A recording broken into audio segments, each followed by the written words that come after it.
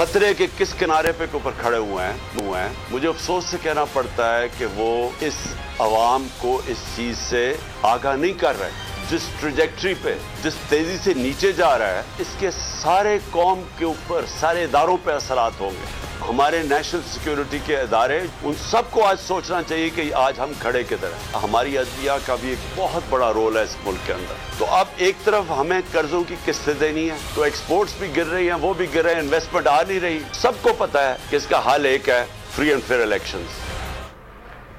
फौज और अदलिया सोचे कि हम आज कहां खड़े हैं। पाकिस्तान नीचे चला गया तो सब जवाबदेह होंगे। आलमी इदारों ने पाकिस्तान पर एतमाद करना छोड़ दिया है। बैरून मुल्क से डॉलर्स नहीं आ रहे, बरामदात कम हो रही है, सरमायाकारी नहीं आ रही। इमरान खान की मुआशी माहिरीन से मुलाकात के बाद गुफ्तगू कहा खौफनाक सूरत हाल की तरफ जा रहे हैं। किसी को कोई फिक्र ही नहीं, मौजूदा मुआशी बहरान का इलेक्शन के अलावा कोई हल नहीं।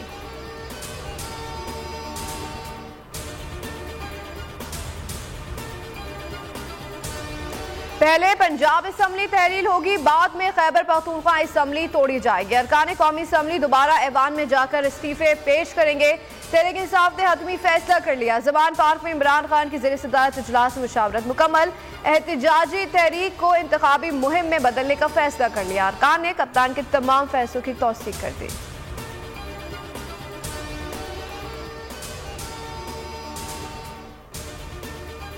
सबको रिलीफ मिल गया, मुझे क्यों नहीं मिला। नवाज शरीफ भी NRO 2 से रिलीफ की तलाश में। नवाज शरीफ ने अदालतों से क्लीन चिट मिलने तक वतन वापसी से इनकार कर दिया। जराये के मुताबिक साबिक वजीर आजम का कहना है कि अगर अदालतों से रिलीफ मिलता है तो वापसी मुमकिन होगी। नून लीग के इजलास में अंदरूनी कहानी बोल न्यूज ने हासिल कर ली।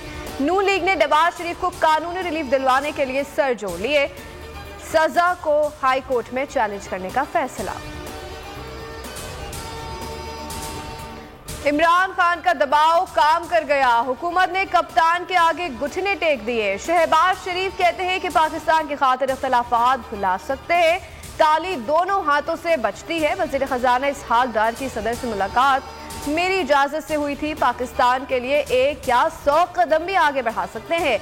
नवाज की वापसी से मुतालिक सवाल पोल कर गए।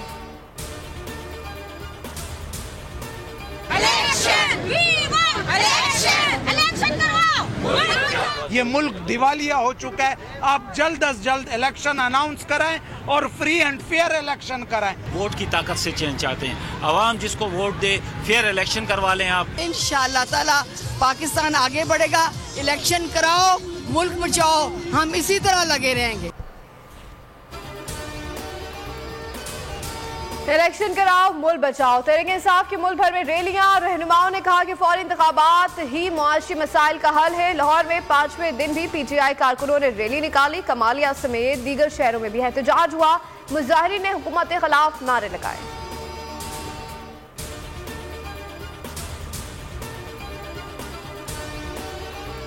शर्म करो, हया करो, आजम स्वाति को रिहा करो। सेनेट में PTI सेनेटर्स की गिरफ्तारी के खिलाफ एहतजाज। अरकान ने चेयरमैन सेनेट की डाइस का घेराव कर लिया।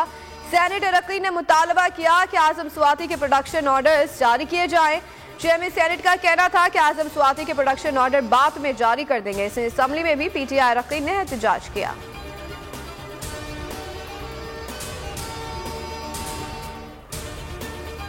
काबुल में चाइनीज गेस्ट हाउस पर हमला, 2 अफराद हलाक। धमाके में एक कार को भी निशाना बनाया गया जिसमें सवार दोनों अफराद हलाक हुए।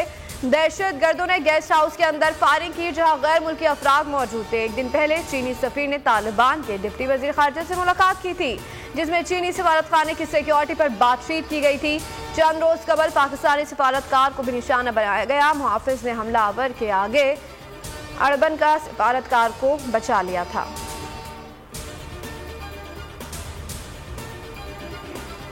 कौमी असम्बली इजलास में मौलाना अब्दुल अकबर चित्राली और पीपल्स पार्टी की खवातीन अरकान में सख्त जुमलों का तबादला हुआ। मौलाना चित्राली ने कहा कि हिना रब्बानी को अफगानिस्तान भेजना मुनासिब फैसला नहीं था। उनके साथ बिलावल और उल्मा का वक्त भी जाना चाहिए था। पीपल्स पार्टी अरकान ने एहतजाज किया।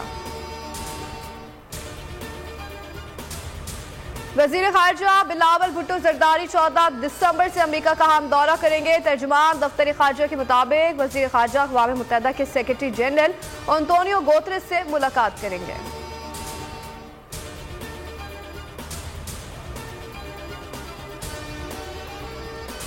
दुनिया के सबसे बड़े सर्च इंजन की पाकिस्तान की मार्केट में एंट्री। गूगल का वफ्द पाकिस्तान पहुंच गया। वजीर IT एंड टेलीकॉम से मुलाकात होगी। वफ्द वजीर कानून और चेयरमैन PTA से भी मिलेगा।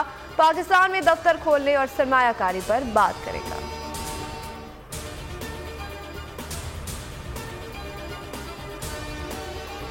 घंटों में सिर्फ 249 घंटे गैस मिलेगी। सिंध और बलूचिस्तान में कुदरती गैस इस्तेमाल करने वालों के लिए बुरी खबर। सुई सदर ने लोड शेडिंग का ऐलान कर दिया। सुबह 6 से 9, दोपहर 12 से 2 और रात 6 से 9 तक गैस मुहैया की जा सकेगी।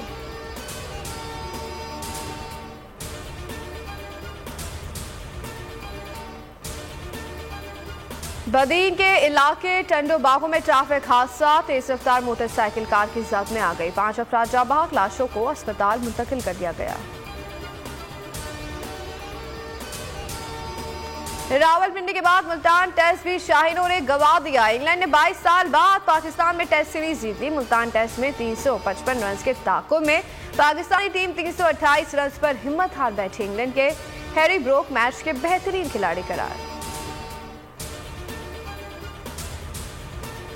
वादिये कैलाश की सायरा जमीन का एजाज कौम T20 टूर्नामेंट का हिस्सा बन गई। पाकिस्तान के लिए खेलने का अज़म कहा। इवेंट में मिलने वाले मौके से भरपूर फायदा उठाने की कोशिश करेंगी। और दुबई में आबदा परवीन ने सूफियाना कलाम से समा बांध दिया। हाजिरीन पर दाद दिए बगैर ना रह सके। झूमते रहे। आवाज के सहर ने माहौल को और हसीन बना दिया।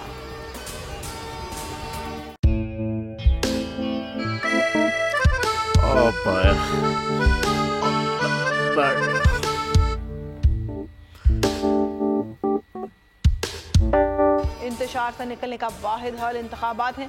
हकीकी आज़ादी मार्च आज रवा। खबर आयद के मुताबिक अगर आप उसको ये रिपोर्ट दे दे तो मैं आपको 3-4 सीटें दे दूंगा। मौलाना हाँ साहब, वो जो रिपोर्ट हमें दे दे और वो जो नीली पीली चैनल है वो लगाए। जाओ शबाज। हम ऐसा टीवी देखते ही नहीं जिसका रिमोट हमारे हाथ में ना हो। और यहाँ पे कोई 2 नंबर ही नहीं चलेगी। और हम कोई गुलाम है जो आप रिमोट मांगे हम दे दें? Absolutely not. यहाँ पे सिर्फ पाकिस्तान का नंबर 1 चैनल चलेगा, बोल, जो हकीकी सहाफत की जंग लड़ा है।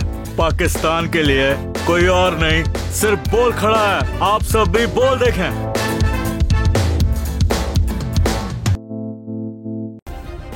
सब्सक्राइब करें और बेल दबाएं ताकि कोई खबर रह न जाए।